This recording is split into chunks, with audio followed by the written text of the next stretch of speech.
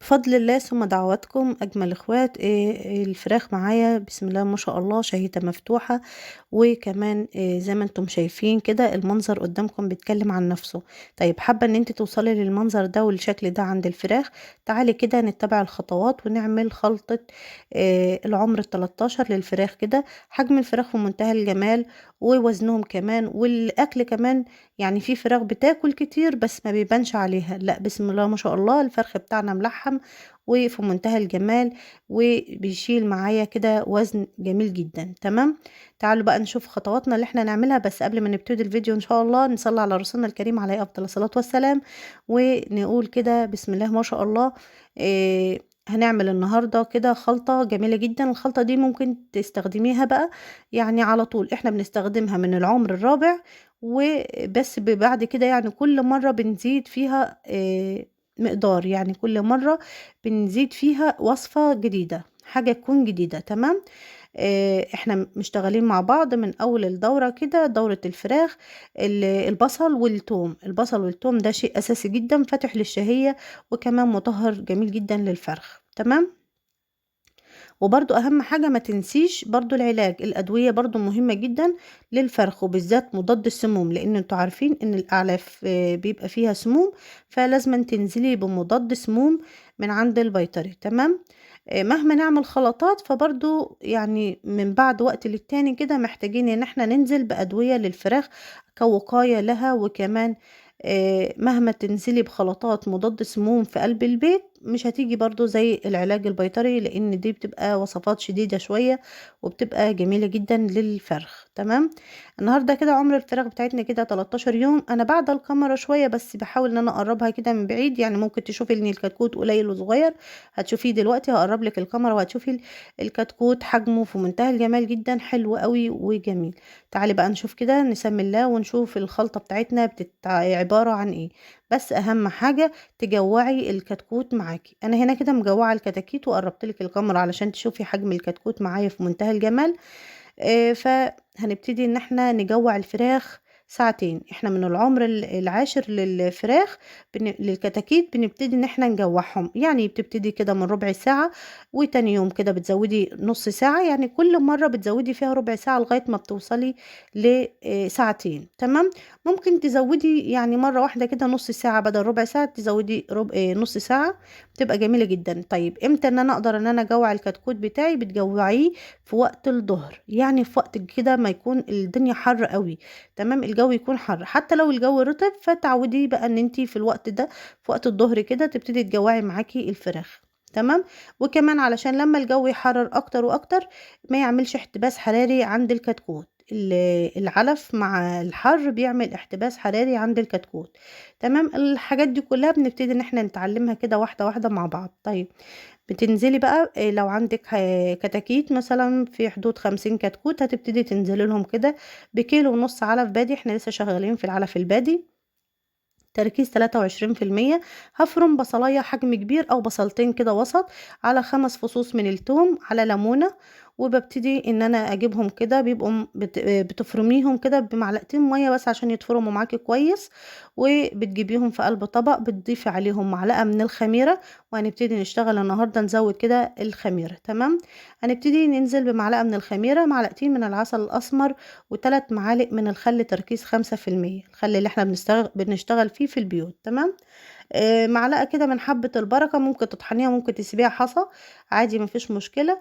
ونص معلقة من الفلفل الأسمر. تمام. معلقة من الكركم، ومعلقة من الكركديه المطحون. كركديه، بتاخدي شوية كركديه تطحنيهم كده في الكبة في المطحنة وبتاخدي منهم معلقة. تمام.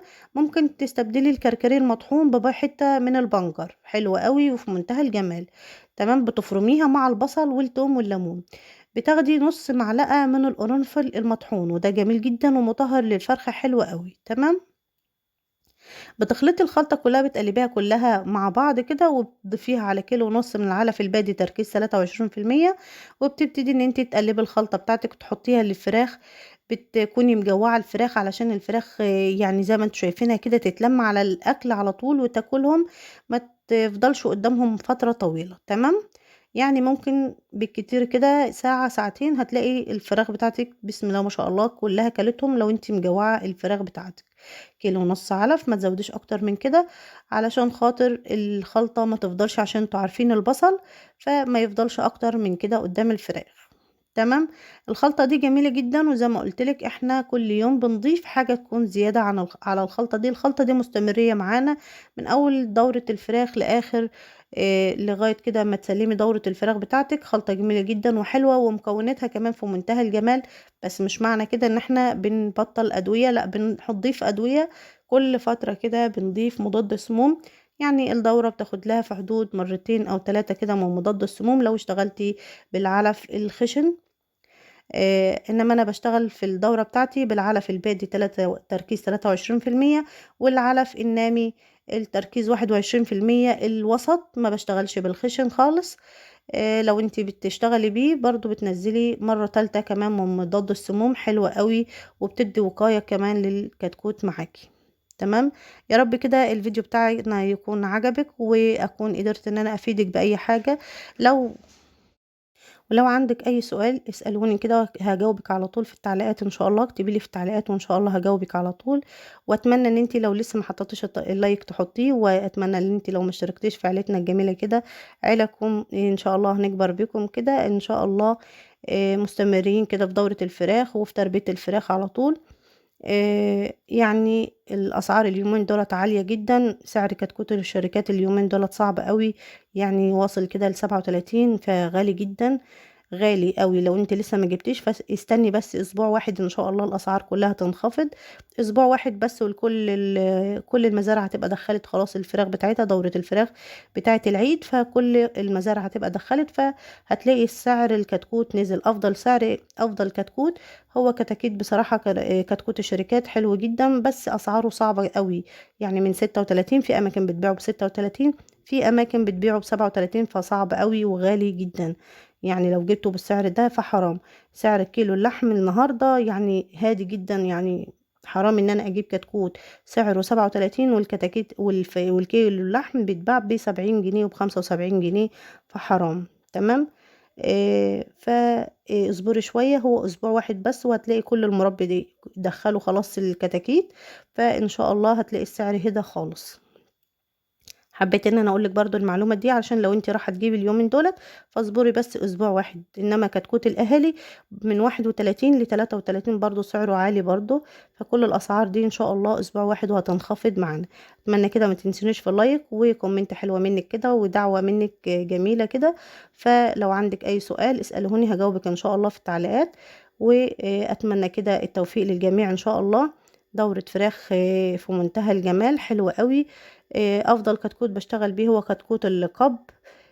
بيبقى جميل جدا وحلو، وبيجي معاكي كمان يعني بيبقى قابل كده للزيادة، حلو قوي. تمام. في كتكوت الرص وفي كتكوت تاني آه، آه، برضو ممكن ان انت تشتغلي بهم مفيش مشكلة. بس كتكوت القب هو افضل كتكوت ومتاح، يعني متاح وبيبقى موجود على طول دايم على طول في المحلات، في محلات اللي بتبيع الفراخ، فبيبقى دايم على طول. تمام. بتعرفيه ازاي؟ مش شرط ان هو يبقى فيه النقطة السمراء، لا، هو ساعات فيه كتكوت بعد كتكوت بيبقى فيه النقطة السمراء ديت، وساعات بيجي مفهوش اي اشارة خالص من الريشة السمراء دي. علشان كنت اتسألت السؤال ده، ان كتكوت القب اعرفه من النقطة السمراء دي، لا، اوقات كتيرة ما بيجيش فيه نقطة سمراء خالص. تمام. اتمنى كده اكون فدتك، واتمنى ان انت ما تنسونيش في اللايك والشير والاشتراك ان شاء الله، علشان الكل يستفاد كده بالخلطات والوصفات اللي بنعملها. خلطات بسيطة جدا بمكونات بسيطة من قلب البيت، هتكون مخلية الفرخ معاكي نشيط مصحصح كده، والفرخ يكون فايق زي ما انتم شايفينه كده. اتمنى التوفيق للجميع، واتمنى كده ان الكل يربي. تربية الفراخ حلوة جدا، وكمان ممكن تعمليها مشروع مربح جدا، وممكن تعمليها اكتفاء ذاتي في قلب البيت. اشوفك في رعاية الله وفي حفظه في امان، والسلام عليكم ورحمة الله وبركاته.